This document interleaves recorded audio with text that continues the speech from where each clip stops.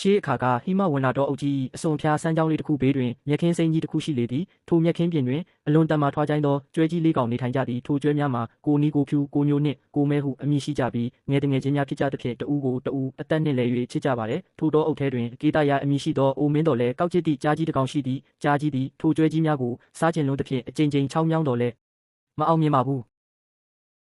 ကျွဲလေးကောင်သည်အမြဲတမ်းတဦးကိုတဦးကြောချင်းကပ်ကာဆက်ဝိုင်းပုံစံရက်နေလေးရှိသောကြောင့်ဖြစ်သည်ကြားကြီးကရှေ့ကလာလျင်ကျွဲနှစ်ကောင်ကဥချိုဖြင့်ဝေ့ရမ်းပါတယ်နောက်ကလာလျင်လည်းကျန်နှစ်ကောင်ကအသင့်ရှိနေသည်သူတို့၏စီးလုံးမှုမှာမြည်သည့်လက်နက်မှမဖောက်ထွင်းနိုင်သောတန်မဏိတိုင်းကြီးကဲ့သို့ခိုင်မာလှသည်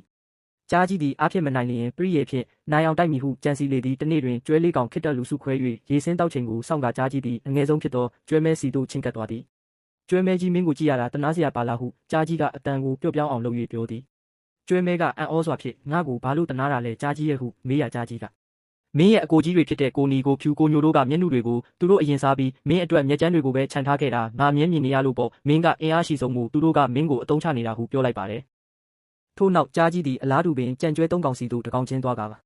ကျွဲမဲကမင်းတို့ကိုတနေ့ကျရင်ဥချိုနဲ့ဝေ့ပြီးမြက်ခင်းကိုအပိုင်စီးဖို့ကြံနေတဲ့ငါ့ကိုတောင်သူနဲ့ပေါင်းဖို့လာပြောသေးတယ်စသည်ဖြင့်တဦးအပေါ်တဦးတန်တရားဝင်အောင်ကုန်းချောလေတော့သည်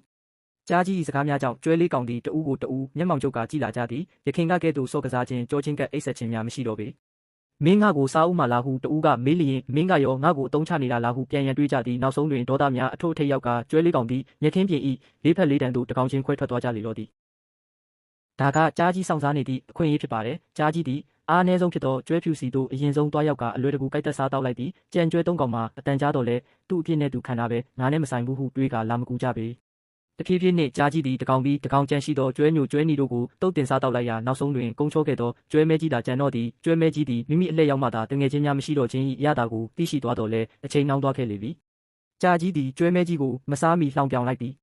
ဟာဟာကျွဲမဲကြီးမင်းတို့ရဲ့ဥချိုတွေကမင်းတို့ကိုမကာကွယ်နိုင်တာမဟုတ်ဘူးမင်းတို့ရဲ့စိတ်ဝမ်းကွဲမှုကမင်းတို့ကိုတတ်လိုက်တာပါဟုပြောလိုက်ပါတယ်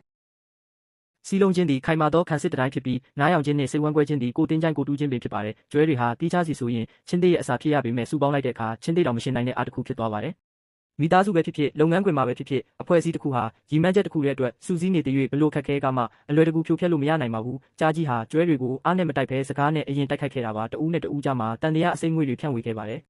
ကိုအဖွဲ့အစည်းသို့မဟုတ်တငယ်ချင်းတွေကြားမှာတယောက်အကြောင်းတယောက်မကောင်းပြောလာသူရှိရင်အလွယ်တကူမယုံကြည်ဖို့လိုပါတယ်ကြားစကားကြောင့်တန်တရားမဝင်ပဲပွင့်လင်းစွာမေးမြန်းဆွေးနွေးခြင်းကပြိုကွဲမှုကိုကာကွယ်နိုင်ပါတယ်ရန်သူရဲ့ဓာတ်ထက်ကိုလူချင်းချင်းကြားကတန်တရားကပိုပြီးကြောက်စရာကောင်းပါတယ်ပုံမြင်လေးအဆုံးထိနားထောင်ပေးခဲ့ကြလို့အထူးကျေးဇူးတင်ပါတယ်ခင်ဗျာ